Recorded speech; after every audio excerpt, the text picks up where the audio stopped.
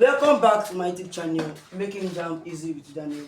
Let me break down simple jam topics, do revision questions, and give you updated information for your UTME.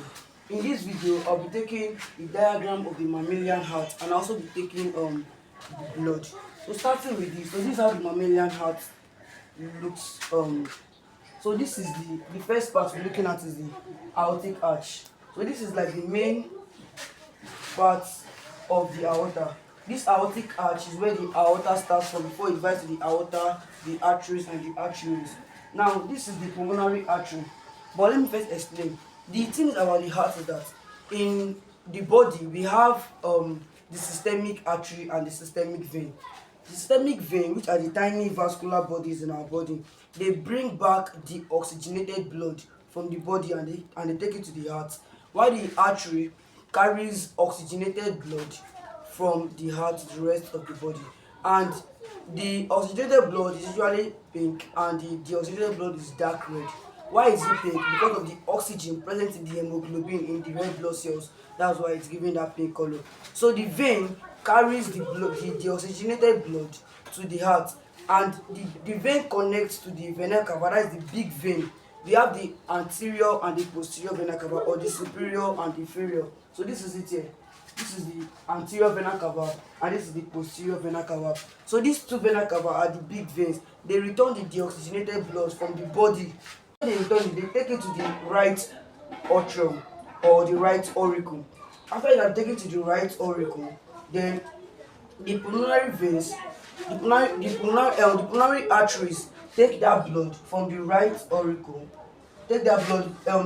After it goes to the right auricle, it moves down to the right ventricle with something we call the tricuspid valve and the body thing. What is tricuspid valve? Is a valve that protects the blood not to backflow, and it will continue flowing from the auricle to the ventricle, so it will not go back. After the blood has gone back to the ventricle, we have our pulmonary arteries which carry the blood from the right ventricle to the liver for oxygenation, to the lungs for oxygenation, sorry. So after the blood has been oxygenated, the pulmonary veins take the blood from the lungs which have been oxygenated and bring it to the left auricle.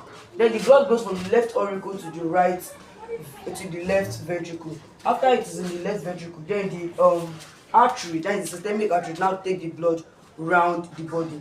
And there's something that separates the left side of the heart from the right side of the heart, because so that the blood will not mix, so that the oxygenated one and the deoxygenated ones will mix.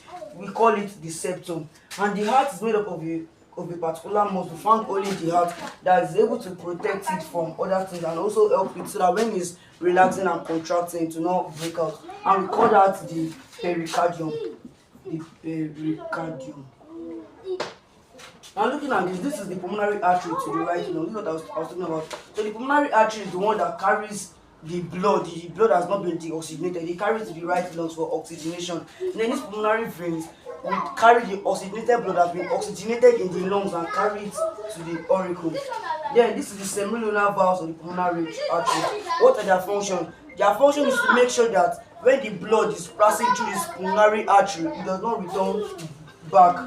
Then this is the tricuspid valve that is found here that makes sure that blood does not go in backflow, as it continues to flow from the auricle to the ventricle. This is the caudate tendon. It also assists the tricuspid valve.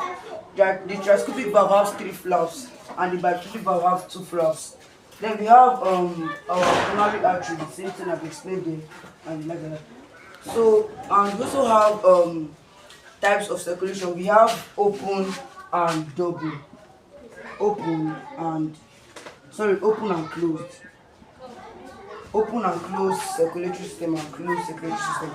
When we're talking about open circulatory system, we are just trying to tell us that when the blood is going through the body, it is open. It does not go through some particular vessels. This is found in insects and mollusks.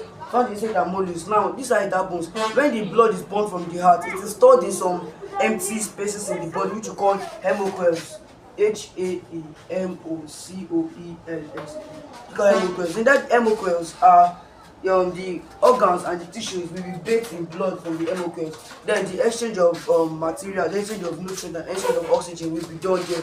So the blood is just open. Then for the closed, we have the arteries and the veins, whereby the blood are transported through the closed vessels, which are the arteries and the veins.